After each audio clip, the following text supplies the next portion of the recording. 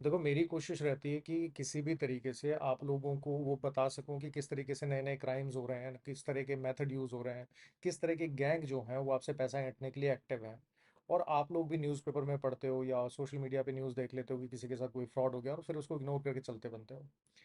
अभी नोएडा की एक लेडी हैं, उनको किसी ने बोला कि आपका कोई पार्सल पकड़ा गया है, जिस पार्सल के अंदर ड्रग्स मिले हैं और आपका जो आधार कार्ड है वो 6 अलग अलग बैंक अकाउंट से लिंक्ड है, जिनका अमाउंट किसी ना किसी तरीके से मनी लॉन्ड्रिंग या टेररिस्ट एक्टिविटीज़ में शामिल हो सकता है।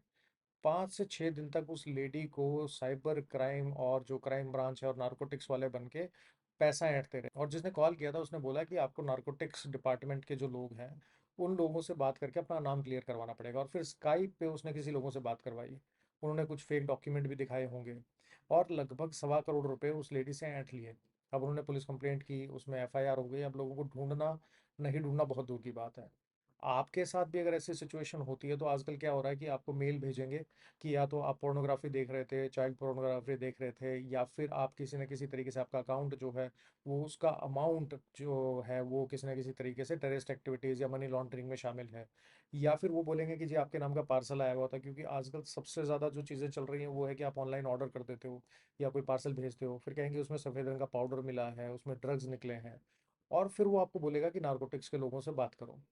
नारकोटिक्स वालों से जब आप बात करोगे, जो कि एलिज्ड ना फेक नारकोटिक्स वाले हैं, उनसे जब बात करोगे, वो आपको डराएंगे और आपके अकाउंट की एक्सेस लेंगे और फिर आपके अकाउंट से पैसे लेके चंपत हो जाएंगे, अलग अलग अकाउंट में पैसे मंगवा लेते हैं। पहली बात तो ये है कि अगर सच में ऐसी सिचुएशन आपके साथ होती है तो आपको करना क्या है। पहली चीज़ तो ये है कि अगर आपके पास कोई इस तरह का कॉल आता है तो उसको इग्नोर कीजिए और साइबर जो क्राइम यूनिट है, आप ऑनलाइन उसकी कंप्लेंट ज़रूर फाइल कीजिए। दूसरा, अगर आपके पास कॉल आता है और कहता है कि भाई आपके कोई पार्सल में जो है ड्रग्स मिले हैं, तो आपको करना क्या है कि आप उनको बोले कि जी आप मुझे नोटिस दे दीजिए और या फिर मेरे घर पुलिस वाले भेज दीजिए, हम बात कर लेंगे, क्योंकि मैंने तो पार्सल मंगाया ही नहीं है। और जहाँ तक बात हो गई कि आपका बैंक अकाउंट मनी लॉन्ड्रिंग में कनेक्टेड है या नहीं है, तो अगर ऐसी कोई सिचुएशन होती है तो जो इन्वेस्टिगेटिंग ऑफिसर, जो एक्चुअल इन्वेस्टिगेशन करता है, वो कभी भी आपको कॉल करके आपसे पैसे नहीं मंगवाएंगे, कभी भी कॉल करके आपको नहीं बताएंगे कि आपका नाम इसमें शामिल है।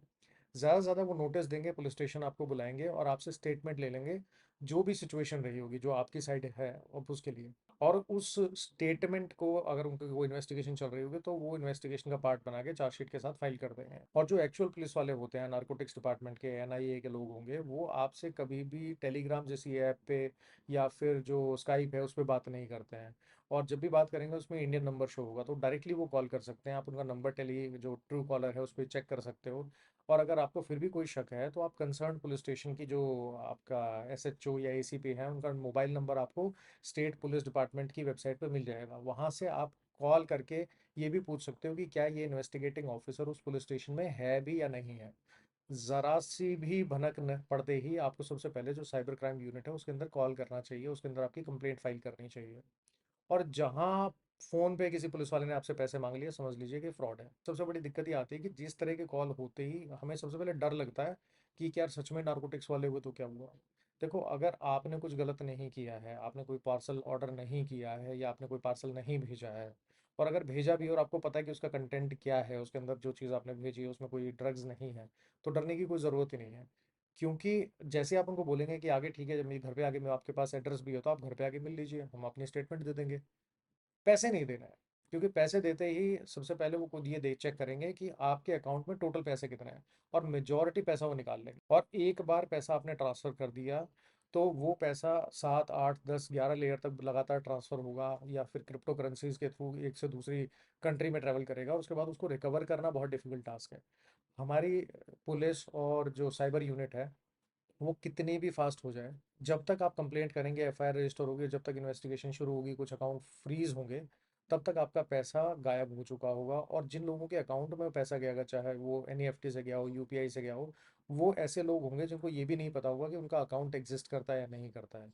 किसी भी सिचुएशन में देखो, पैसे देने की भूल तो बिल्कुल नहीं करनी है। और जिस तरह के जितने भी ईमेल, व्हाट्सएप मैसेजेस या कॉल आते हैं, उसकी आप साइबर क्राइम यूनिट जो है, साइबर सेल है, उस पर कंप्लेंट लगातार फाइल करते चलें। अगर आप क्राइम से बच गए तो इसका मतलब ये नहीं कि वो लोग किसी और को टारगेट नहीं करेंगे। अगर 2 4 5 लोग पकड़े जाएंगे तो ये भी पता लगेगा कि उन्होंने कितने और लोगों के साथ ये फ्रॉड किया होगा।